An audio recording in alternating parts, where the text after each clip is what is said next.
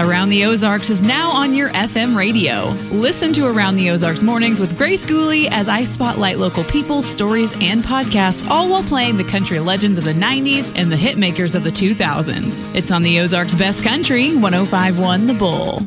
Welcome to Beyond the Gate, a podcast sharing the grit, growth, and spirit of rural life. From fields to front porches, this is where the heart of agriculture comes to life. Today we go beyond the gate and into the world of fishing with entrepreneur John Bledsoe, owner, founder of Co-Angler. John, thank you for sitting down with me and welcome to Beyond the Gate. Thank you. Glad to be here. Well, John, I know a lot about agriculture and I love rural life, but I don't know a lot about fishing. But living in Southwest Missouri, I think streams, rivers, lakes surround us. But we're going to talk about that in a little bit. We're going to talk about Co-Angler. I want to get to know you, John Bledsoe. We've met today for the first time, but your connection is through my husband, Kevin. You guys both went through the E-Factory and that incubator of startup brains and startup minds. So before E-Factory, before Co-Angler, who's John? Yeah, John was, most recently before Co-Angler, a chemist. I wouldn't have guessed you would have said that. Right. And before the chemistry, I was in a rock band. Are you serious? Yeah. Really? Okay, yeah. So rock band, chemist, fisherman. Yeah. Tech startup, entrepreneur. Yeah. It makes sense, doesn't it? Man, it all fits. Yeah. So, I grew up right here in the Ozarks, small town of Pleasant Hope. A little over 600. Know it well. 600 people just north of Springfield. Love that town. Probably know a lot of the same people. Probably, especially if you know anybody from Pleasant Hope. You probably Small world. Know most of them. But grew up on the banks of the Pomme de Terre River out there, fishing and playing in the creeks, and ended up moving to Springfield for college and studied science and really enjoyed that pathway, and had some buddies from high school where we were in a rock band. They're actually still together. Okay, so what instrument? I was a guitar player and co-wrote a lot of the songs, but we toured here in the Midwest and released a couple albums. Can you say the name? Yeah, Troy. Troy, okay. Troy, I was like, the secret, you're being elusive. Yeah, and then I actually released a solo album of my own in June of 23. Recorded a great studio. Well, let's plug that. Yeah, John Bledsoe, Under the Rocks on Spotify and all listening platforms. But wherever you get your podcasts. But yeah, it was chemistry that kind of naturally led getting a job and recreating and being able to afford a boat that kind of naturally progressed into what turned out to be Co-Angler. You can afford to have a pastime, a hobby. Right. That was exactly what it was. And where I'd previously been fishing out of friends' boats or my dad's boat or kayaks, I was able to actually buy a boat of my own, and that opened me up to a whole new set of experiences and problems and opportunities, and that's how I fell into this Co-Angler. Well, I think that you said problems and opportunities, and I think every entrepreneur that I've ran across, and sometimes the way my brain thinks is you see a problem and you don't think about, or you think about that solution. You don't just forget about it and complain that this problem's in there. You figure out what that solution is. So let's go into Co-Angler. What was the problem that you found?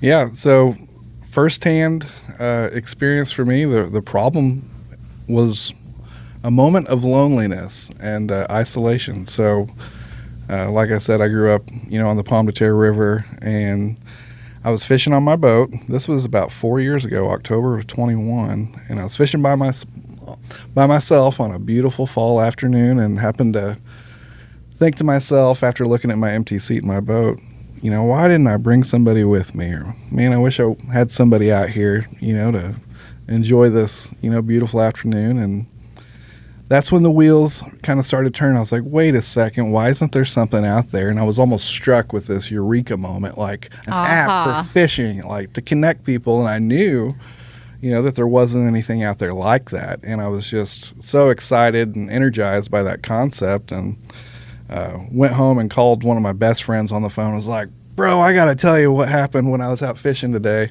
And he was just right there with me, like super enthusiastic and excited. And as I'm sitting here explaining to him, the details of what this concept was, bless his heart, he got online while he was talking to me and got on GoDaddy.com and bought coangler.com for me for $13.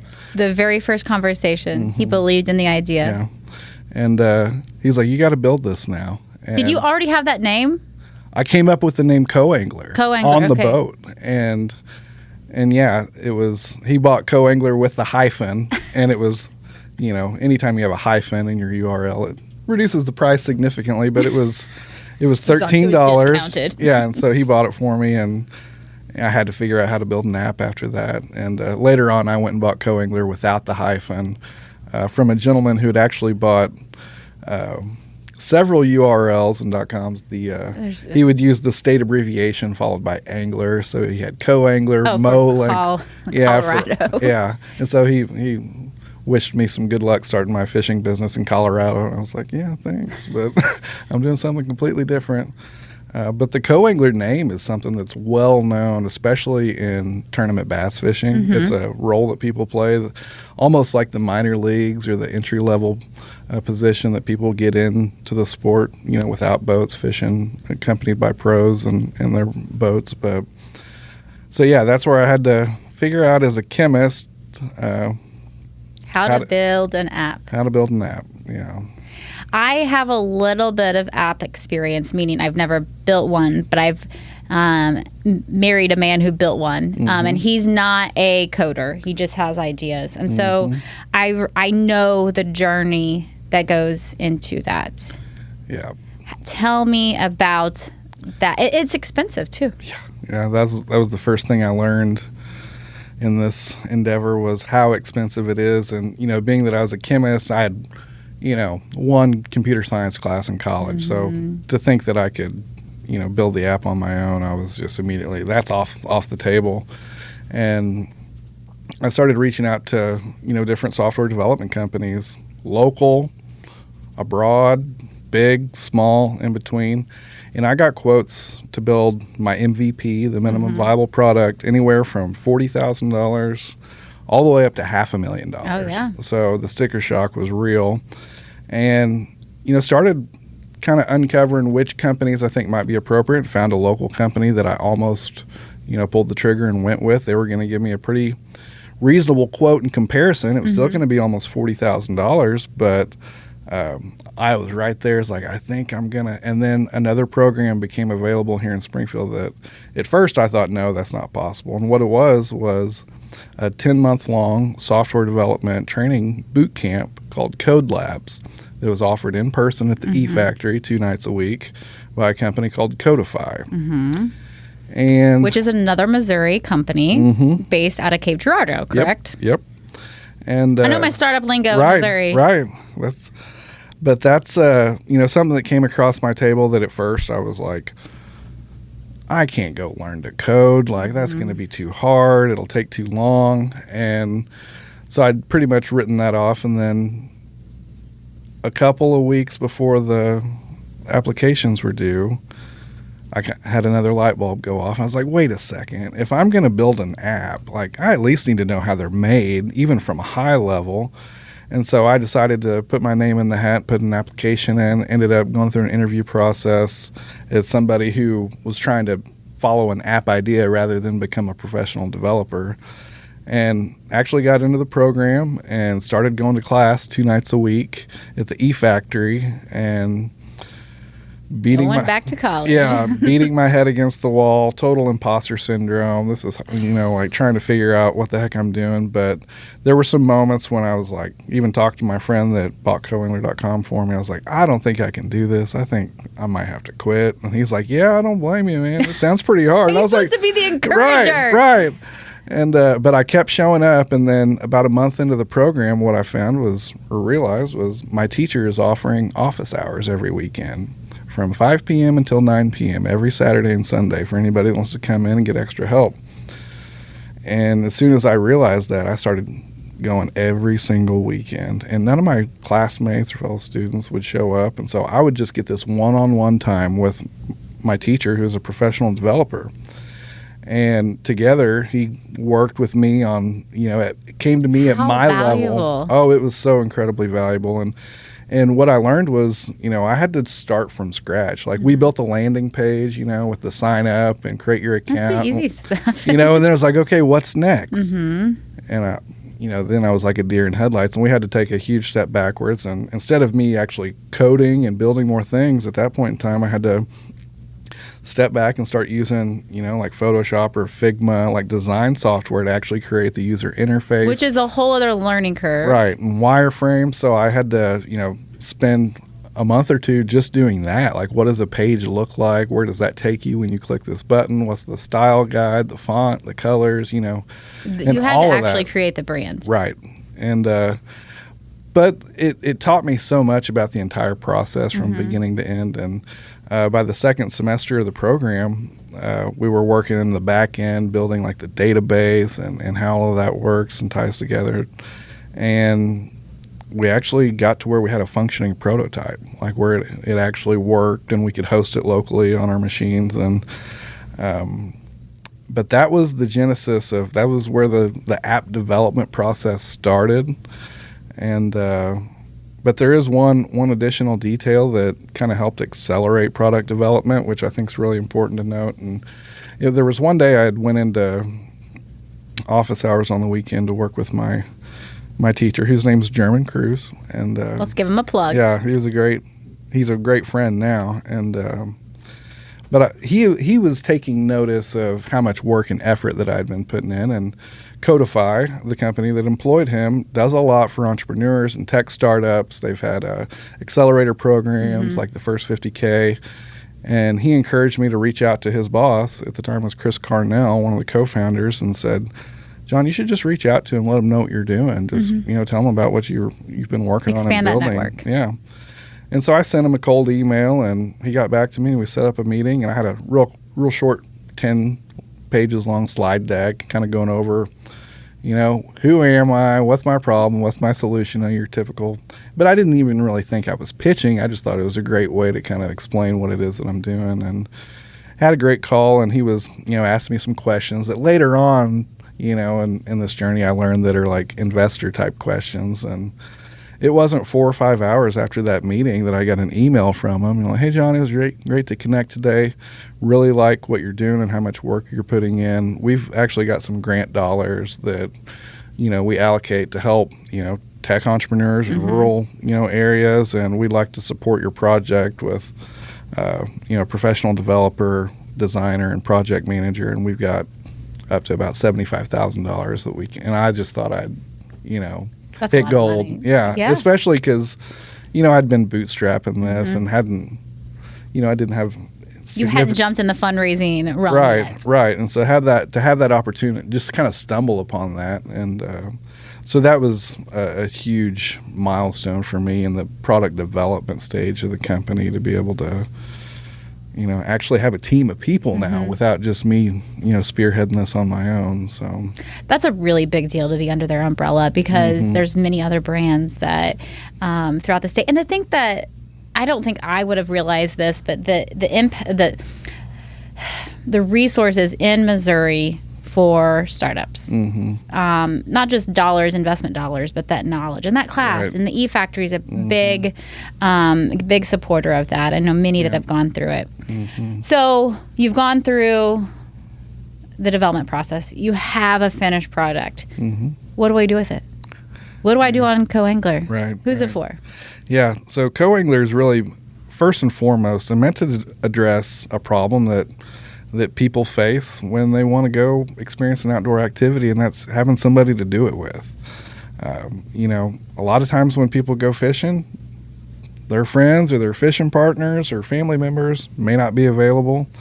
A lot of people out there want an opportunity to meet new people under a common place and a great activity equal like passion. Fishing. Yeah.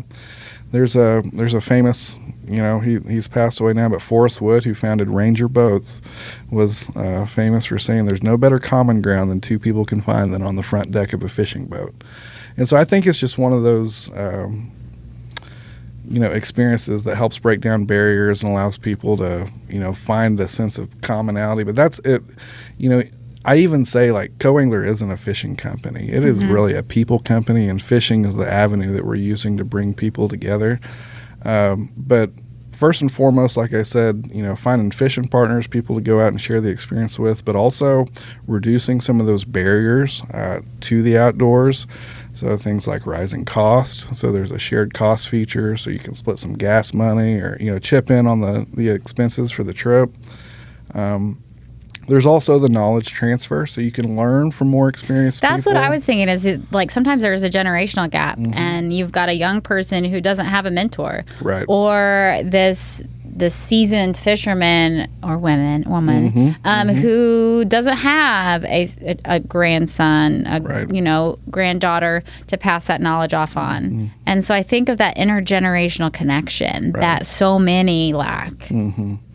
Yeah, and that's, you think about, old and young, older anglers and fishermen and women, they tend to have more experience, more equipment, more knowledge and wisdom, where those younger, more green, anglers, they may not know where to start. They may not have the equipment, may not know how to throw a bait caster, versus a spinning reel, or how to set a trot line, so, what better way, you can sit and watch YouTube videos all day long, but there's no better way to actually learn than to go out and do it, and to have a trusted platform to be able to connect with people in your community for fishing trips. That's, essentially at its core is what it's about, is using technology that, keeps us in today's day and age a little bit more isolated than we should be. But you're doing the opposite of that. Right. And that's what's cool. Right. Use the technology to get back out in the real world and meet people in real life. Well, your tagline sums that up exactly. Fish smarter together. Using that technology, that wisdom, that shared cost, but doing it with a like mind. Yep, absolutely. So another aspect of it is not everybody has a boat. And I think that's the biggest barrier. I think, you grew up standing on the pond bank and you fish in Grandpa's ponds. Yeah. And, you think of like the average Missourian probably is pretty close to a fishing pole if they don't have one in their garage. Right. But when you want to scale that up and you want to visit like the Ozarks or Pomme de Terre or Table Rock, you have to have a boat. Right. Yeah, and a kayak is also a boat, and that's one thing that I was reminded of when I launched this app, because when I first launched the web app in November of 23, it was me leading by example in the beginning, and I still use the app. I enjoy using the app, and Co-Angler is really a two-sided marketplace, so users can offer trips, say, hey, I have a boat and an extra seat, and I'm willing to go fish this lake for 4 hours, and you can chip in $50 and come fish with me for the day. And or you could have a kayak and say, hey, I've got a kayak, I need help with a shuttle, or I've got an extra kayak. And so when I first launched the web app, I was offering trips, I was taking people out with me, and it was pretty exciting when people started offering trips of their own, here in the local Ozarks region, and I was the first person to join those trips and go fishing with them. It was where I did a lot of my customer discovery and early, got some of my earliest user feedback. But the first trip that actually got planned through the app where I wasn't involved as one of the co-anglers was a kayak fishing trip where the gentleman had 2 kayaks. He just needed somebody to help with shuttling. And they actually scheduled their trip on the James River for smallmouth. Ended up having to cancel it because flooding events in the spring of that year, but they rescheduled on their own off the app and went to the Gasconade and still made the trip happen, and got back to me with success stories and them holding fish and how that. But one gentleman drove 2.5 hours from like Kansas City to come down and fish with this guy. Well, that was okay. That was my question: is your audience locals to locals, or is it pulling in that tourist that is just here for a weekend? So about half of my user base is in the Ozarks right now, but we do have users spread across almost all 50 states. But I talked earlier about the offer a trip feature. We also have a feature that mirrors that for people that may not have the means or are looking for fishing opportunities, and that's the general trip requests. So you can get on there and post that to the global feed, and it says, hey, I'm wanting to go fishing. Here's kind of what I'm looking for, where I'm wanting to do it, and how much money I'm willing to chip in. And that feature has been pretty successful as well for connecting people. Say you're going to be traveling to Florida.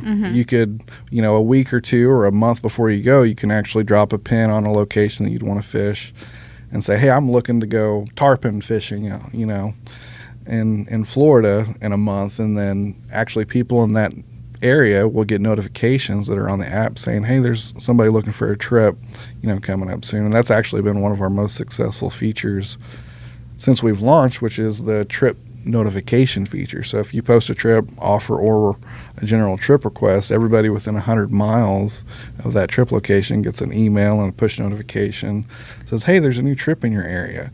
And tease them with the idea of it. Yeah, and that's one of the most successful features we've built in.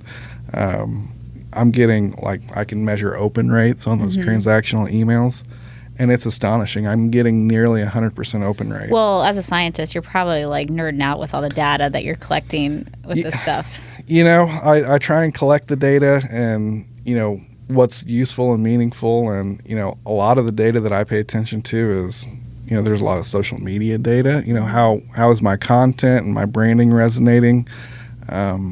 Also, what's the activity on the app? How many users do I have? How active are they from a monthly, weekly, daily perspective? Season. Yeah, it's a seasonal sport, so you see, a lot of changes come the latter half of the year. But the data and analytics. But at the same time, there is a lot of data involved. But what I'm trying to do is can be broken down so simply. It's like how many people are on the app and how many people are going fishing. So those are the most two important pieces of statistical relevance that I choose to look at.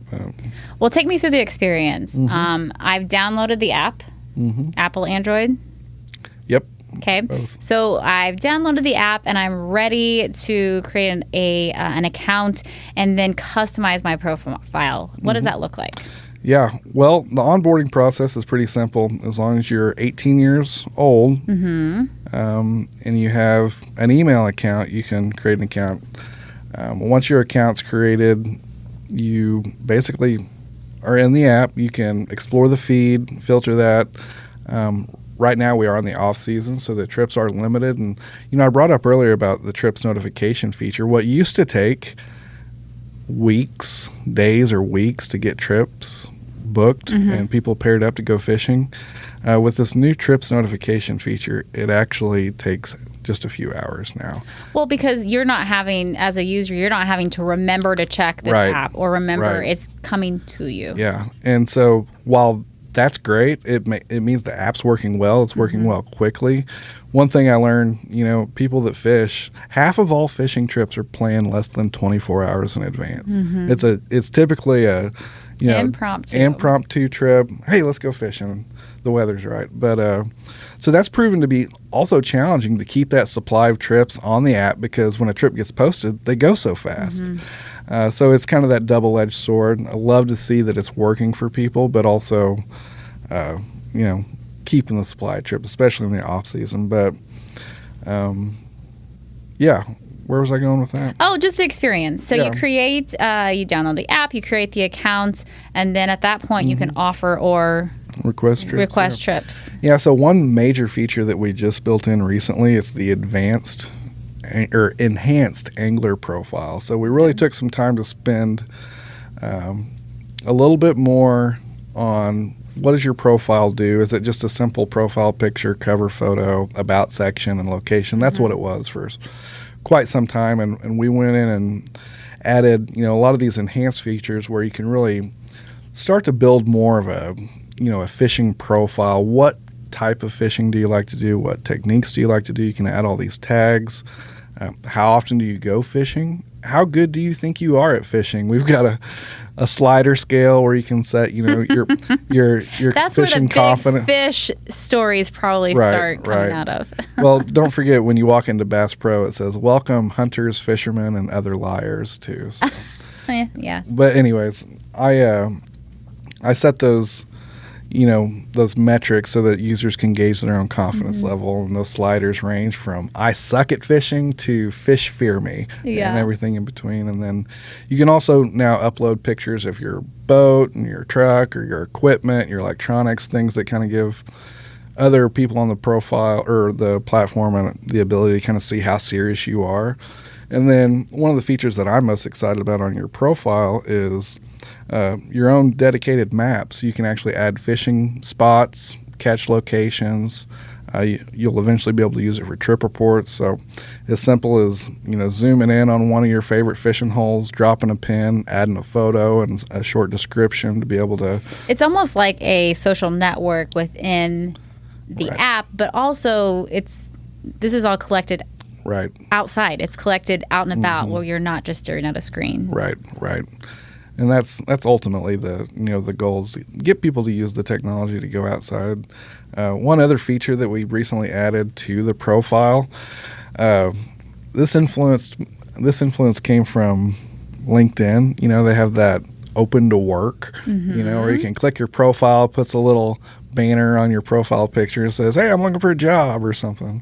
I was like, how cool would that be if you did something similar for Co-Angler and called it Open to Fish? And just kind of a quicker one button click to show people that, hey, I'm actually here to go fishing. And so we launched more the instant gratification components.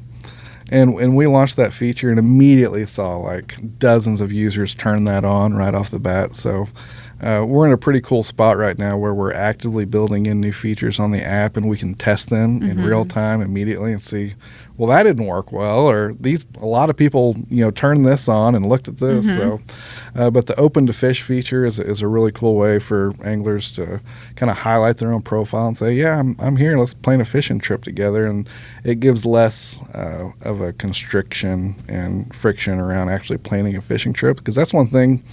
In the beginning, I brought up that statistic about, half of fishing trips being planned 24 hours in advance.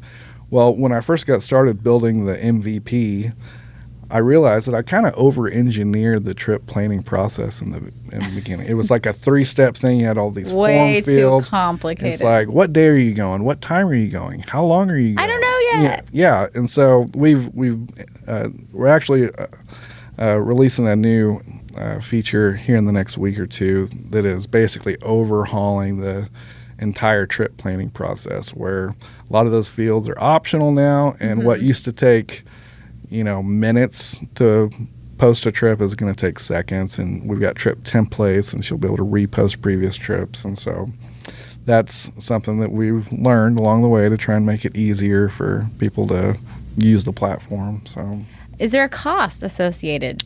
You got to pay to be a member. So the platform is completely free to use for the time being. There are costs associated when you book the trip with the other angler, and so if they have a shared cost or a price for that trip, you will have to pay them, and that transaction takes place outside of the app. So we're not actually processing any commission payments or subscriber revenue. And I think that's the way it should be for the time period that we're in right now. When you launch something brand new, like when did you launch? We didn't go through that timeline. So the native mobile app went live in April of this year. So you can download it to your phone since April. And then the web app that is also mobile friendly, we launched that in November of 23. And so I spent most of last year getting the word out and signing up users and trying to get toward, because that was almost the number one request people had after we launched the web app was, when's it going to be a mobile app? And people don't really know the difference between a web app and a mobile app. And when you say app, they think download to your phone. So we had to quickly try and get and I think that there's some people are like, because fishermen are of all ages. Yes. And so that older demographic's like, and they might have an iPad. Right. They might use a desktop still. But the app you got to create them both. Yeah. You got to pay to create them both. And so you need them both because of the generations, and you never know where you're going to be. Yeah. And most people booking a fishing trip probably aren't at their desk. Right. But the options are needed. Yeah, and we've kept the web app functioning, but once we launched the mobile app, most of our development is going to the app first, because I mean, we do have a user base that continues to use the web phone. There's people out there that just refuse to download a new app to their phone. So we have to make sure that we're keeping that up. But if you want the additional functionality and a lot of the cool bells and whistles, definitely the native mobile app is, what I recommend. So, because you met my husband, I will share that he has added a question to my it wasn't live, but he told me to ask. They said you've been endorsed by Bill Nance. Bill Dance. Dance. Yeah. There's a typo. Oh yeah. Who is he? What does this endorsement look like for a co-angler? Well, Bill Dance is the most well-known fishing personality on planet Earth, and I don't know who he is. I'll Google him. I'll Google him. If you're outside of the fishing world, I can understand that. But if you just know the slightest thing about fishing and television, he's the guy. He's famous for, well over 40 years of televised Bill Dance Outdoors. And he has a Tennessee hat, and he had a blooper reel that just sent him into stardom too. He's one of the funniest, lighthearted people that has taught so many people how to fish on Saturday mornings. And he knows who you are. Yeah. Well, because there's a few backstories there as to how our paths crossed, but I was lucky enough to get an endorsement from him. He's helped on social media. So when I was promoting the web app, he did a social media post for me, and I'm getting a little bit ahead of myself because there is a kind of a funny backstory in how I met him. But yeah, he did a social media post for me early on, and I went from 300 users to 700 users like overnight. Went from 5 states to 45 states. I was signing up a new user every 6 minutes. Oh my God! And they did all that promotion out of the kindness of their heart, because they supported like-minded people. I'm actually wearing Bill Dance shoes right here. Oh, so those are we'll endorse Bill Dance. They're a little dirty right now because I use them all the time, but yeah, Bill Dance shoes, you can buy them at Bass Pro. They look like fancy boat shoes. Right, they're really comfortable.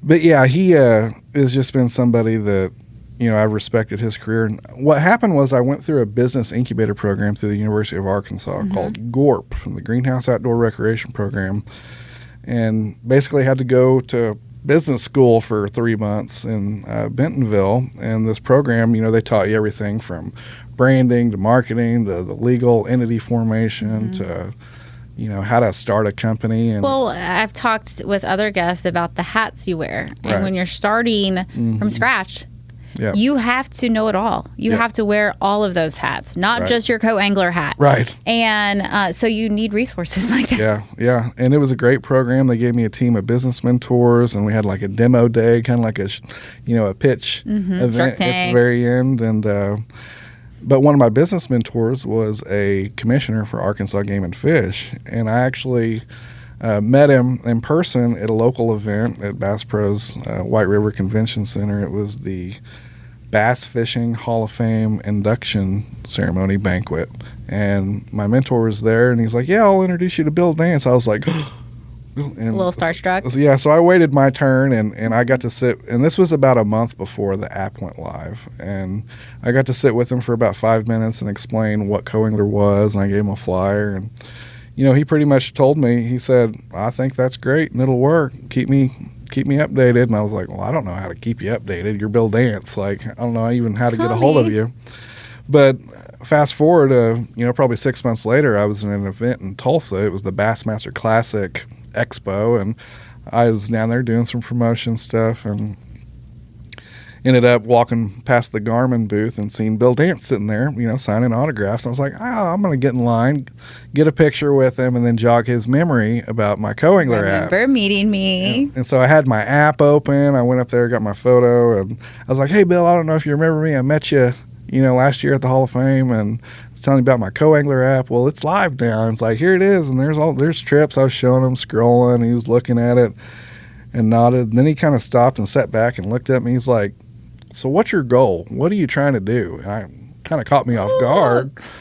And I said, "I'm trying to make fishing more accessible, more affordable, and more fun." Got him. Your 30-second elevator pitch.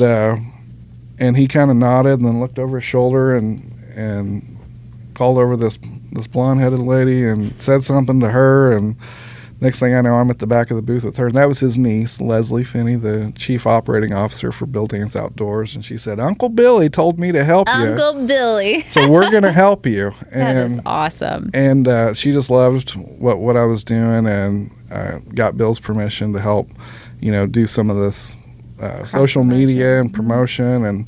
And then they did an endorsement letter for me. And they've just been a tremendous advocate and ambassador for what it is that I'm trying to do. And so, are you still a chemist? No, I'm a full-time entrepreneur, and I've been full-time on Co-Angler for a little over 2 years now. So, and that's a scary step as an entrepreneur, is to bite that bullet. The Lord leads you down a path that you can't necessarily see around the corner, and but there's a little bit of a backstory as to why I'm not a chemist anymore. I don't know that I was jumped off the cliff as much as pushed. Thrown, yeah. Yeah, but yeah, there was some budget cuts at the company I worked at, and I was in the middle of that Code Labs program, about to finish up. And this is where that clockwork, kind of surprises you in hindsight. But I got let go from work, and they gave me an incredibly generous severance. And it was half my salary for 16 months. And I was really not even upset that I'd lost my job. I was like, you guys just gave me over 50 I'll take grand. that. Yeah. And so being that I was in the middle of that Code Labs program, working hard on Co-Angler, I was like, this just bought me some time. This just gave me some runway. And so rather than just turn around, I have a master's degree, rather than just turn around and start putting in job applications and going right back into the workforce, I was like, I'm going to see if I can get this going. And it wasn't 4 to 5 weeks after I got let go from work that I found out I was getting that $75,000 grant. I was like, that's it. I've got it. Seed money. Yeah. What I know now, that $75,000 grant was great, but that was That's just fast. It goes fast. It goes really It's just fast. a drop in the bucket. Yeah. But, I was super excited at the time, but it made me feel like, it meant not necessarily meant to be, but it was encouraging to keep going down the path that I was. But well, the outdoor world, the real life world, it's passion based. Now it's got to be profitable. You think of your mentor, Bill Dance. You think of professional fishermen and women. You think of Bass Pro Shops right here in Springfield, Missouri. There is profit to be made. It's a business, but it all started with that passion for something, and yours was fishing and the connectivity, and I think it just all falls into place. So, what are you doing for 2026? Right. Well, that's where the focus on the Ozarks region is really paramount, and so trying to develop a multi-pronged approach to my distribution channels and marketing channels. One of the recent wins that has continued to allow me to do this full time is me receiving third place in a nationwide social impact award pitch competition through the Richard King Mellon Foundation for some of my conservation and mental health and well-being I know that name. initiatives. And this was another one of those stories where it was almost like clockwork, and I wasn't aware of the watchmaker's timeline, but I was getting towards the end of my runway and was needing to start kind of planning and being proactive. And so I started looking for jobs because I didn't know if some of these things that were out there were going to come through. And I had put in an application to work and got accepted in a job offer to work as an environmental consultant. And 5 days before I was supposed to start that job, I found out I won third place in this social impact award competition and got a $315,000 investment into Co-Angler. And I was able to call my future boss and say, actually, I'm not taking that job. And I hired my developer full time, and actually just got back from Pittsburgh, Pennsylvania 2 weeks ago for the awards ceremony. And yeah, that filled up the gas tank and gave me, really what I saw a quote earlier today, like, you can wink at a girl in the dark and she's not going to know I just totally butchered that, but well, no, how's it go? It's like business. Think about it. Yeah, it's like if you don't advertise, not advertising your business is like winking at a girl in the dark. Like, you know what you did, but nobody else knows about it. I still kind of butchered it. But, no, I follow you. I'm tracking. But so it's given me that much needed, marketing budget, at least to have a market, because I left out another little piece of the story. Like, when that severance ran out from my previous employer, I sold my house and cashed out my equity. Like, I was lucky enough to own a house before these prices went sky high. And so I doubled my money on my home, and I was able to actually go and hire, people, interns from that Code Labs program to work on helping me get my native mobile app built. So in April, when we launched that app, that was just me like self-funding that deployment and hiring scrappy, smart, young junior software developers. One in particular, my developer Tyler Fenton, who I hired full time, and he's just been a tremendous, person to help get this app up and live and manage it. And so yeah, that was something. Well, I think that I've talked to several entrepreneurs at different stages of their business, but you have to be willing to take those risks. And entrepreneurship is not for the faint of heart. And I think that's something that an outsider looking in is like doesn't see. Right. So I like to ask everybody this question, whether they're an entrepreneur or not, no matter their background. What would you tell your 18-year-old self? Right. Be patient. Be patient. Yeah, patience is a virtue. And I know, nothing happens on our timelines or when we want it to happen. And, persistence and tenacity and grit are probably the best qualities you can have as an entrepreneur. The inability to quit. Ideas are cheap, but the follow through is what really will take a toll on you. And I'm 4 years in on this endeavor, and I'm still just getting started. And the finish line, wherever it may be, seems, light years away. But, definitely patience, because, it's a marathon and it's not a sprint. But, you see these wins and these milestones that you hit. Well, yeah, it's nice to stop and smell the roses, but as soon as the dust settles, then it's right back to work. Your brain is already moving on to that next thing. It has to be. Yeah, or else you'll just, sit idle. And so, you learn, even when those milestones get bigger and bigger and you get, what seems like closer and closer to the top of the mountain, there's always another mountain. Thanks, Miley Cyrus, for that song. Good job with that. Good job. But that musician in you. Right. Well, it's a great song. It is a great song. But yeah, that's patience would be number one. So. Well, John, thank you. You've made me want to go join a fishing trip. Maybe it's okay. I think this is a whole other element of, and going back into that marketing, is that advertising just those non-fishermen, right? Getting them to that niche. They just want to get outdoors. They want to make that connection. Yeah. So hopefully you've lit that spark in me, and I know you're going to light that spark in others. Where can our listeners go to learn more about you? How can we follow along your journey with you? So coangler.com, COANGLER. And you can still get the dash. You still on that one too? Yeah, both of them will actually take it. We have a redirect if you use the hyphen. Co-angler, pretty much, even if you Google search co-angler, you can find a lot of it. But social media, Facebook, Instagram, Twitter, YouTube, TikTok, all that, co-angler, LinkedIn is the easiest. You can send emails to me with questions, John, JOHN at coangler.com without the hyphen. And that's probably the easiest way to get hold of us. Well, John, thank you for letting us go beyond the gate and into the fishing world right here in the Ozarks with Co-Angler. Thank you. Glad to be here.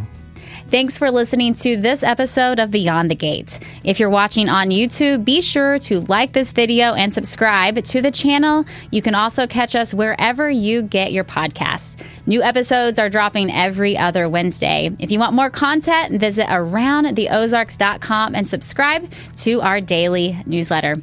I'm Jamie Johansen, and join us next time for more stories of grit, growth, and the spirit of rural life.